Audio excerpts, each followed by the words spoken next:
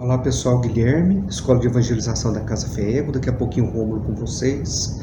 Vamos continuar o nosso estudo a propósito do livro Meu Pequeno Evangelho, Turma da Mônica.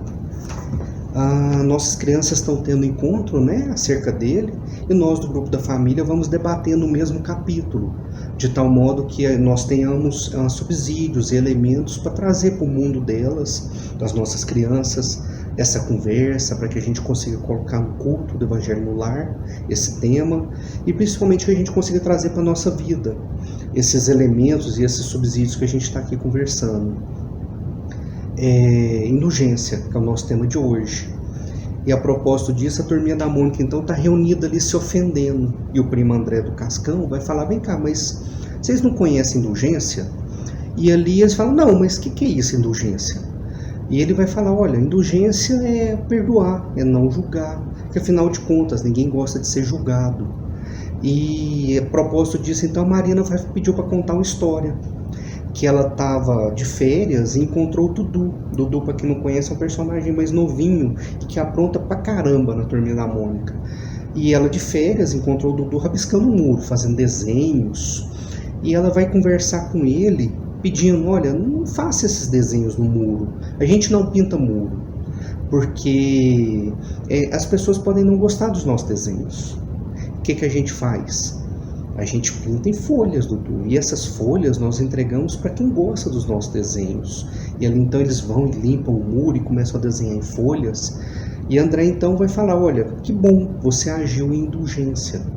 Já nos mostrar que a indulgência vai além do que rotineiramente se acha, vai além da prática do perdão. Ser indulgente é mais do que ser aquele que perdoa, mas aquele que age no bem.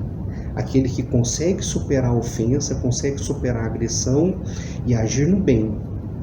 O Evangelho segundo o Espiritismo vai nos trazer conceitos como esse, a propósito da indulgência. Nós vamos ter vários itens que vão tratar sobre a indulgência. No capítulo 10, item 16, 17, 18. No capítulo 13, item 15. E capítulo 7, item 11 também, vai trabalhar sobre a indulgência. E eu recomendo a leitura de todos eles, porque são textos profundos e interessantíssimos. E que vamos pegar lá o do item 17 para a gente trabalhar. Uma comunicação de um espírito que vai nos trazer a proposta da indulgência, vai fazer uma reflexão acerca de um pequeno trecho da oração dominical. Oração dominical que foi ensinada por Jesus e que traz pedidos, ensinamentos profundos e que muitas vezes a gente a faz irrefletidamente, sem buscar o verdadeiro significado daquilo que a gente está pronunciando. E o pedacinho que ele vai selecionar é o pedacinho que fala do perdão, pedindo ao Pai: perdoa as nossas ofensas, assim como perdoamos a quem tiver nos ofendido. Nós pedimos a Deus que perdoa, que haja com misericórdia para com a gente. Pedimos a Deus que perdoa as nossas ofensas de tal modo que a gente não sofra a lei de ação e reação. Pedimos a Deus para simplesmente esquecer as nossas ofensas. Pedimos a Deus para não reparar as nossas ofensas. E talvez implicitamente ali a gente peça a Deus força para não agir da mesma forma. A gente peça a Deus força para modificar o nosso comportamento.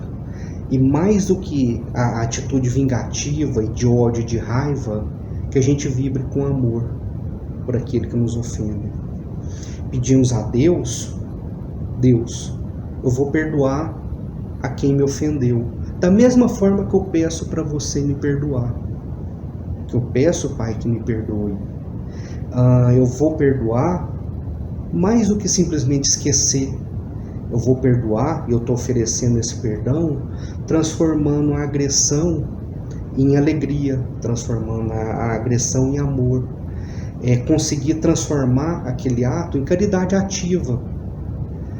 Já nos mostrar que sim, aquela historinha da Turma da Mônica, com a Marina e com o Dudu, trouxe esses elementos em que a Marina não foi lá para julgar e brigar com o Dudu, mas a Marina foi lá para trazê-lo para a prática do bem, sem deitar falação, sem julgar e sem apontar erro, mas convertendo o comportamento dele ali nocivo através de um ato de caridade, para uma coisa boa. Que a gente consiga agir assim, que a gente consiga trazer essa indulgência como caridade ativa para a nossa vida. Mais do que simplesmente esquecer o perdão, esquecer a ofensa, mas trazer como uma prática do bem para as nossas vidas a indulgência que a gente quer praticar com os outros. Porque, afinal de contas, nesse mundo todos nós precisamos de indulgência. Nós precisamos da indulgência de Deus para com a gente e da indulgência do próximo para com a gente também.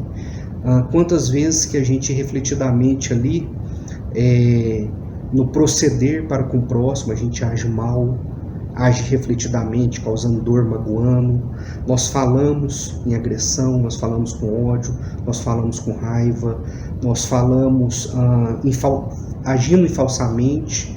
Quantas vezes que nós vibramos, que nós pensamos mal, que nós pensamos em raiva, em ódio. E todos esses comportamentos, nós precisamos da indulgência de Deus para com a gente, assim como precisamos da indulgência do próximo. Afinal de contas, aqueles que são misericordiosos receberão misericórdia, como está lá no Evangelho, como está lá no Sermão do Monte de Jesus. Leiam esses itens lá do Evangelho segundo o Espiritismo, tragam mais esses subsídios para conversar com suas crianças, a propósito dessas historinhas, que são muito ricas. Tem vários elementos para a gente conversar com as nossas crianças. Agradeço vocês por estarem até agora com a gente. Convido para acompanhar o Rômulo, as suas reflexões, vai trazer muita coisa boa para a gente. Muito obrigado a todos, fiquem aí com o Rômulo, abraços. Olá pessoal, dando sequência então a essa explanação inicial que o Guilherme nos trouxe sobre indulgência. Esse é o tema dessa semana, que é um tema tão importante, tão relevante, que a gente tem conversado já há algum tempo, mostrando aí nas semanas anteriores o quão isso está relacionado com paz, com misericórdia, com compaixão.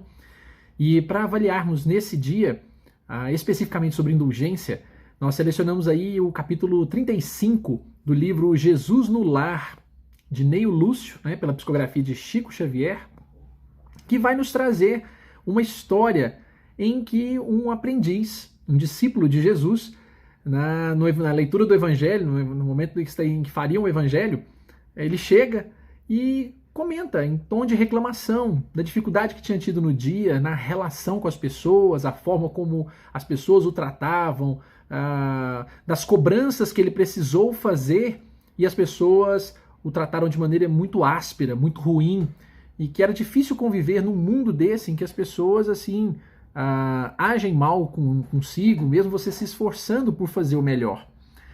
Nessa situação, Jesus, então, ao invés de dar a ele apenas uma explicação, o chamou e disse-lhe, a todos os presentes, que um homem muito sábio havia construído, edificado uma escola. E nessa escola, as pessoas tinham lá a oportunidade de aprender sobre a vida, questões da vida. Num certo dia, um aprendiz dessa escola chegou fazendo exatamente a mesma reclamação que aquele aprendiz de Jesus havia feito, sobre a dificuldade com as pessoas, a aspereza, as reclamações, os xingamentos, a maneira dura com que as pessoas nos tratavam a todos. E o mestre, então, naquele dia, ao invés de falar, convidou a um passeio. E eles saíram às ruas com um objetivo, o objetivo de mendigar. Iriam pedir esmolas por onde passassem. Então, caminhando naquela situação, um ou outro dava atenção, outros não, mas um deles, uma das pessoas com que eles encontraram, olhou com muito ódio e falou palavrões, xingou-os de tudo que podia, com muita raiva mesmo, e continuou a sua caminhada. E os dois, ao invés de deixarem-no ir, seguiram o rapaz.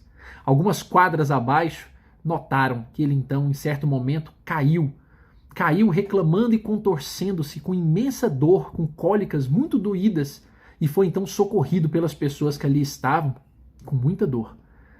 Mais à frente, continuaram andando e um homem lhes olhou com uma certa frieza imensa, mas também com ódio, com uma aspereza, e passou reto.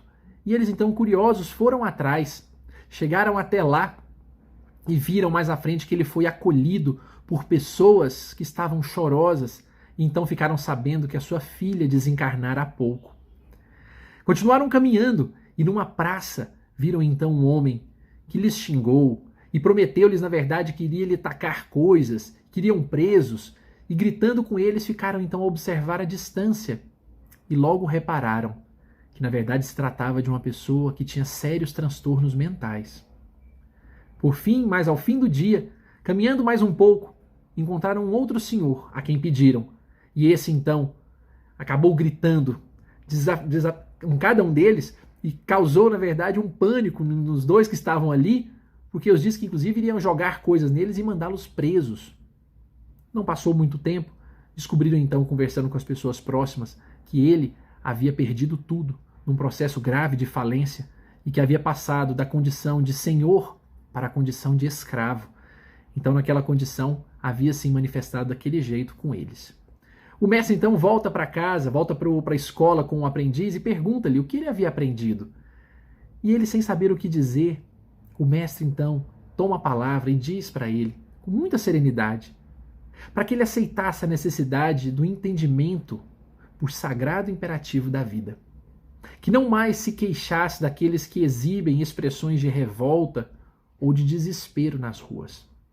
Porque na prática é preciso ter piedade, é preciso ter indulgência no auxílio para que essas pessoas reconquistem a paz.